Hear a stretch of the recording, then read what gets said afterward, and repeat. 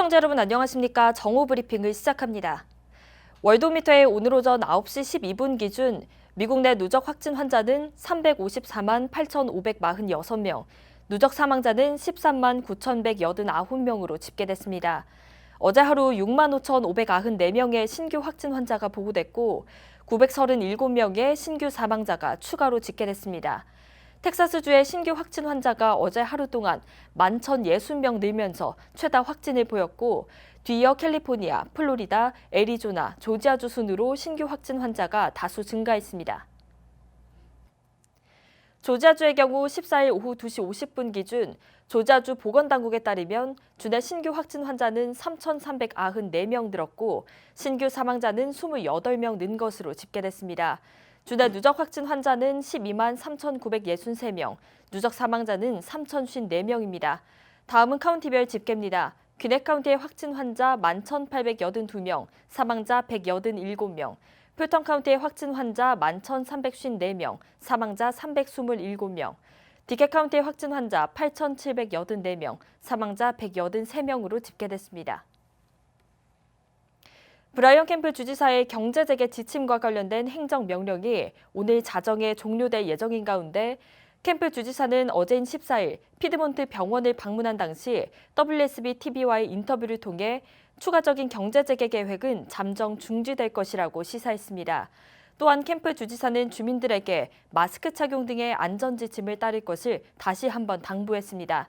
캠프 주지사는 오늘 중으로 해당 행정명령을 갱신할 것으로 전망됩니다. 조지아주 정부가 코로나19 환자를 위한 병상을 확보하기 위해서 피드몬트 병원과 계약을 체결했습니다. 조지아주 정부는 피드몬트 병원 본관에 62개의 병상을 사용할 수 있으며 필요한 경우 신관 약 40개의 병상을 사용할 수 있습니다. 해당 결정은 조지아의 코로나19 신규 확진 급증으로 인해 병상 부족에 대한 우려가 늘어난 이후에 발표됐습니다. 조지아 정부는 운영을 중지했던 월드 콩그레스 센터의 임시 병원을 최근 재가동한 바 있습니다. 바이오업체 모더나의 백신의 초기 임상시험에서 긍정적인 결과가 나온 것으로 전해졌습니다. 페이지 1 임상시험 참가자 45명 모두가 항체를 형성했으며 심각한 부작용이 나타난 참가자는 없던 것으로 알려졌습니다. 항체의 양 또한 코로나19 자연 완치자의 평균치를 상회하는 것으로 나타났습니다. 하지만 절반 정도의 참가자가 구토, 오한, 피로감 등의 경미한 부작용을 보였던 것으로 전해졌습니다.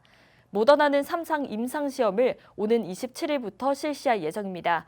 3만 명이 참가하는 이 임상시험은 빠르면 10월 말에 완료될 것으로 전망됐습니다.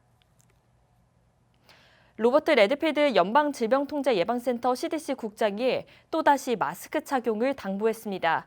레드필드 국장은 미국 의학협회 저널과의 화상 세미나에서 마스크를 쓰면 2개월 안에 코로나19 통제가 가능하다며 마스크의 방역 효과를 강조했습니다. 레드필드 국장은 7, 8월 코로나19 확산이 잠시 휴지기를 가질 것이라는 판단은 착오였다며 이제는 정말 마스크를 써야 할 시기라고 말했습니다. 특히 트럼프 행정부가 가을 학기 학교 정상화를 압박하는 것과 관련해 학교 문을 열기 위한 비결은 마스크 착용이라고 강조했습니다.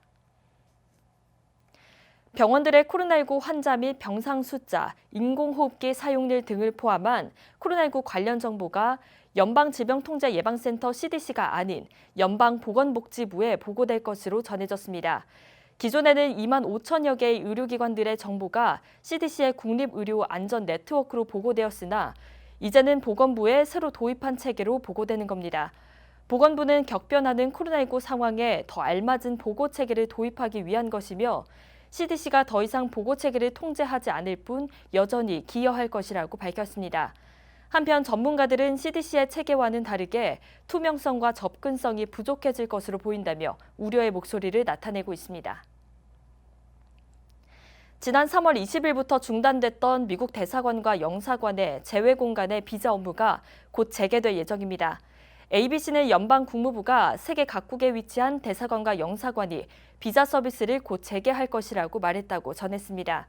특히 학생들의 비자 발급이 우선적으로 진행될 것으로 전해졌습니다. 또 각국의 코로나19 관리 상황에 따라 영사 업무를 재개할 것으로 알려졌으며 연방 국무부가 한국의 코로나19 상황에 대해 관리가 잘 되고 있다고 평가하고 있기 때문에 한국의 경우 다른 나라들보다 서둘러서 비자 발급 등 영사 업무가 재개될 것으로 예상되고 있습니다. 이르면 며칠 내, 늦어도 이달 안에는 비자 발급이 재개될 것으로 예상되고 있습니다. 연방노동부는 페이스북을 통해 고용주 혹은 주 정부가 근로자와 손님에게 마스크 착용을 요구할 수 있다고 전했습니다. 노동부는 또한 첫 마스크와 수술용 마스크는 착용하기에 안전하며 코로나19 확산 방지에 효과적이라고 설명했습니다. 트럼프 대통령이 오늘 오후 3시 애틀랜타를 방문할 예정입니다.